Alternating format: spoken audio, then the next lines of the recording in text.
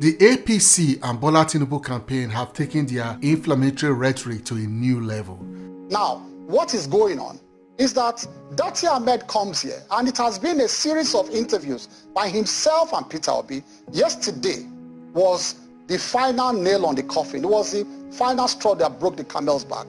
That somebody who wanted to become vice president of this country, of that level, would come here, sit before the world, and tell the world that he does not recognize a president-elect that has been declared by the Independent National Electoral Commission, and that the president-elect must not be sworn in. The Minister of State, Labour and Employment, Festus Keyamo, has petitioned the Department of State Services, DSS, demanding that Peter Obi, the presidential candidate of the Labour Party, and his vice, Yusuf Dati Baba Ahmed, be arrested and prosecuted for incitement and treasonable felony. I checked.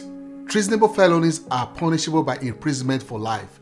So, APC wants Peter Obi and Dati Baba Ahmed to be imprisoned for life. Keyamo went as far as saying the comments made by Obi and Dati are incendiary and capable of causing rebellion. Rebellion? For those of you not sure what this means, rebellion means an uprising, insurrection, or a refusal to obey constituted order. It refers to the open resistance against the orders of an established authority, such as the government of a state. In other words, Peter Obi and Dati Baba Ahmed are planning to start a war in Nigeria. That is the allegation of the APC. Think about that for a second. A sitting minister and a key member of Tinubu's campaign is accusing his main opposition of planning a rebellion or a war and wants him to be jailed for life. What is wrong with these people? Do they want to set this country on fire? What is interesting is that on March 20th, before Keyamo made this outrageous statement, a popular Nollywood actor and a supporter of Peter Obi has raised the alarm that Peter Obi is about to be arrested. In an Instagram post, the veteran actor Kanayo said, quote, "Peter Gregory Obi will soon be arrested. Watch out. The conspiracy is brewing. You want to bet?" Bayo Ononuga, Tinubu's spokesperson, has also called for the arrest of Peter Obi. The question is, what exactly did Peter Obi do and say that rises to the level of incitement of rebellion and war? Is it because he said he does not accept the obviously rigged election that has Bola Tinubu declared as winner? Is it because he petitioned the election tribunal to remedy the fraud Bola Tinubu and INEC are calling an election? What is his offense? Why these dog whistles and open intimidation? Look, before you say they are just playing and nothing will come out of this, think again. You have to remember that these people are desperate and grasping at straws. It seems the petition Peter Obi filed has touched the collective nerve of the APC, hence their apprehension and lashing out. If you understand the political dynamics of Nigeria, you will realize how dangerous what these people are doing is. First, Peter Obi is the candidate of the youth. During NSAS protest, the youth asked for a change. Instead of the government to be responsible, listen, and try to do right by its young people, they brought out the military and shot them while they were singing and dancing with the Nigerian flags. When the dust settled, with the wounded taken away and those killed buried, they said we had no right to demand for justice. They said our only chance is to change things through participation in politics. We wiped the tears in our eyes and said, fine, let's do politics. We chose Peter Obi to represent us. What did they do? They openly stole the election. In fact, the stealing was done in such a crude way that even the blind could tell. Both local and international observers said the election is one of the worst, if not the worst, in Nigerian history. Petition noted that, despite the much-needed reforms from the Electoral Act of 2022, the election still fell well short of Nigerians' legitimate and reasonable expectations. 2. Peter Obi is from the Southeast. We all know that the Southeast has been marginalized since the 1960s. Most of the people supporting Peter Obi from the South-South, the West, the Middle Belt, and the Core North recognize this fact. Peter Obi's competence as well as the fairness his election will represent is the reason many of us non-Easterners are supporting him. How do you think his supporters will react if the man is in jail instead of Aso Rock? Number 3, the issue of IPOB and the other secessionists. If you're smart, you know that this is what this is all about.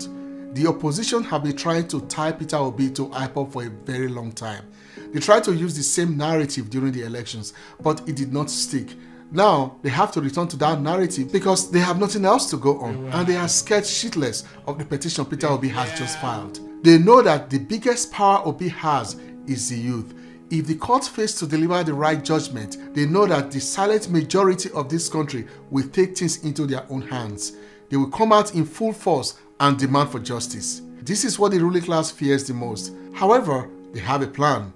Their plan is to say that all those who will come out to protest are IPOB or IPOB sympathizers. That way, it will be easy for them to call in soldiers again to shoot at us.